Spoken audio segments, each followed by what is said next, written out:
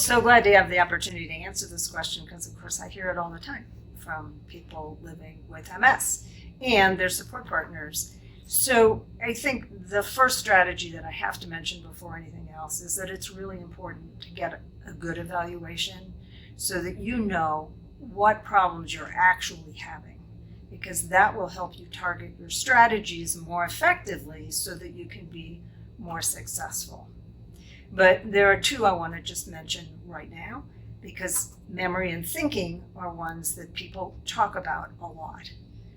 So thinking typically happens in all of us without us even having to think about it. It just happens automatically. But for many people with MS, that process is very slowed. So they find it difficult to keep up with conversations or to stay up with what's happening in a meeting at work or following conversations at a busy family dinner table. So when that's the problem, the strategy is you have to slow it down. And you have to set yourself up for success by communicating in an environment that allows you to keep the pace that's comfortable for you and doesn't have a lot of distractions in it. So important conversations happen one-on-one, making eye contact, and making sure that you have understood what's been said to you. So it has to slow down. That's tougher in business meetings, but you can actually use recordings sometimes to help you if you're having trouble keeping up, or you can ask your colleagues if they know what's happening to make sure that they don't all talk over each other so that you can follow the conversation. In terms of memory, I think the very best strategy, and all of us actually use it all the time, is to substitute organization as often as possible for our memories. We do it with our phones, we do it with memo pads or our computers, we have calendars. Those are all memory aids because none of us can rely on our memories for everything.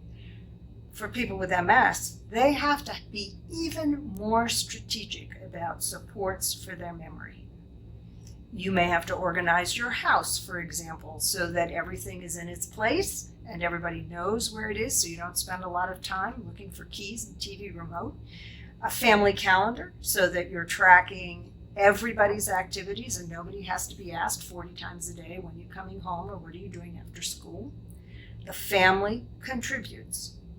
If there are very important things that you need to remember, you need to ask your family members or friends or colleagues to convey a message to you and then make sure that you've heard it and understood it so that it can then go into your phone or your calendar so that you can keep track of it.